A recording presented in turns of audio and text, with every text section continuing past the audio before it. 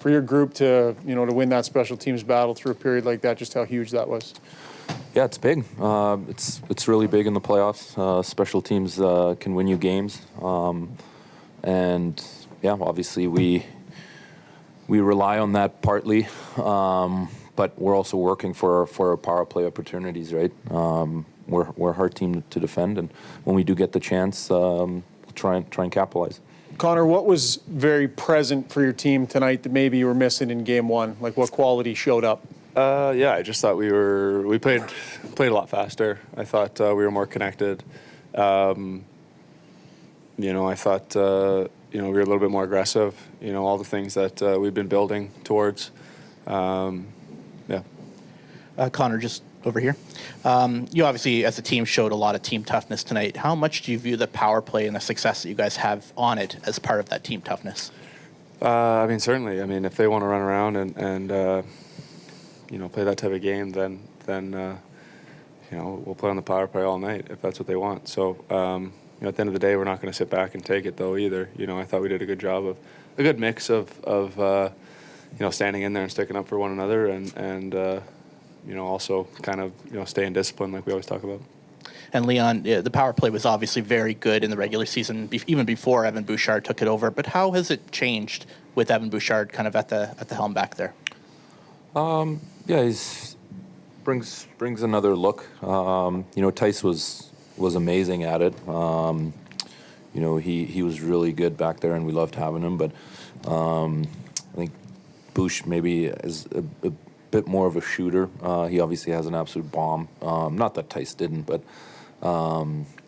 yeah, it's I don't know how much it has changed. I feel like it hasn't that much. We've always been pretty good at it, so it just gives us another look. Their coach was just in here saying basically one of the best way you guys defended tonight was you just didn't let them have the puck. What has to be in place as a team? What do you need to be bringing to a game to essentially have the kind of game where you're not allowing the puck to go to a team as fast as they are? Yeah, I thought we did a much better job managing pucks. We didn't really turn many pucks over. I thought, Game 1, our turnovers kind of fed their transition and made it tough for our D to have gaps. And I thought we did a great job of getting on the forecheck and making them come through 5 guys and the full 200 feet. So, yeah. Question for both of you. Leon, when you look at the postseason you're having, believe now you're 6 goals away from being tied for the most in postseason history.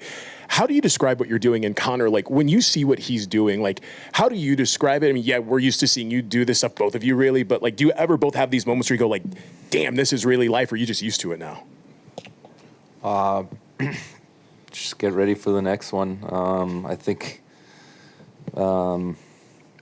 it's a cliche and everyone will say it, but that's just the way it is. That's the way we work. I'm sure that it's the way every player in this league works. You do your part and try to do it as good as you can every night. You move on. Get ready for Game 3. Yeah, obviously he's playing on another level. And I'm not sure why anyone would be surprised at this point. He's the best player in the world a lot of nights, and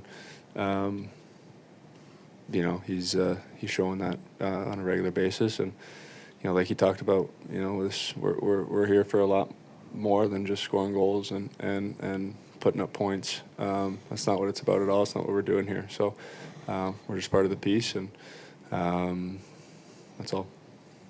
Every series, Connor, is always a bit of a tug of war of who's going to dictate how it's played and things like that. You guys don't play very well in your first game. You come out here and lay a game down that the other coaches see, and we never got the puck all night. Where does that leave this series? Where does it leave a team that just walked in the door, put their best game down, won by 5 or 4 or whatever it was? How do you feel about it? Ultimately, tonight just counts as one win. That's the way it goes. We've been on the other side of the coin where you've been blown out and you come back and it's a long series. I obviously like the way we played tonight. I think there's a lot of things that we can build on. It's a playoff series. There's gonna be ebbs and flows of it. There's gonna be momentum swings, but I thought we did a good job tonight of grabbing the momentum back. Leon, your team's averaging over 4 goals a game against Vegas all season long. 9 in these 2 playoff games. As long as the Oilers are scoring, as long as whoever your opponent is, if you're putting pucks in the net, do you feel like you've got things going the way you want? It's not 2-1 hockey here. It's more the way you want to play.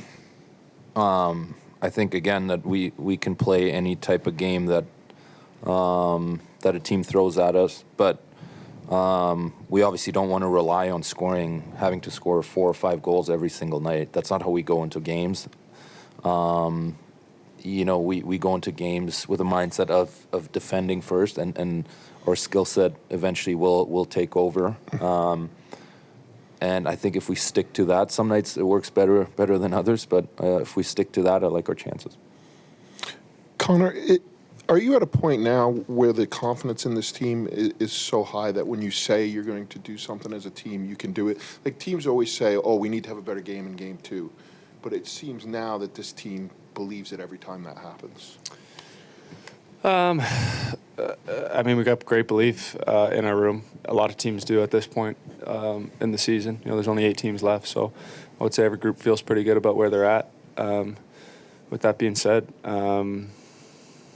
we've consistently shown that we can bounce back, and tonight was just another one of those examples. Willie Ramirez with the Associated Press. For either one of you, Connor or Leon, you guys come out 4-0. We could talk about your guys' play, the offense, but you have a Calder candidate finalist who shook off a rough first game and had a pretty good game in this one. Just talk about his play to step up. We weren't good enough in front of him in game 1, and that's hard on a goalie. It can shake you a little bit, but game 1 had nothing to do with him. It was all about the play in front of him. So, we got great belief in Stu. And he's shown it all year long that he can step up, and he's played in moments like this throughout his career. He's just doing it at the highest level now. But he's won everywhere, junior, American League. So he's a winner, and he showed that again tonight. Jumping back to Evan, when you look at just sort of the progress he's made, not only in the power play, but overall, what stood out to both of you about the strides you've seen from him over the last 2 seasons? Well, I think early on in the season,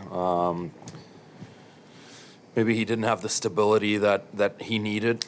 You saw him play last year in the playoffs and all season long. He had a great partner in Dunkey there, a veteran guy, and I think Eki is bringing that same feeling to him a little bit, and there's some familiarity.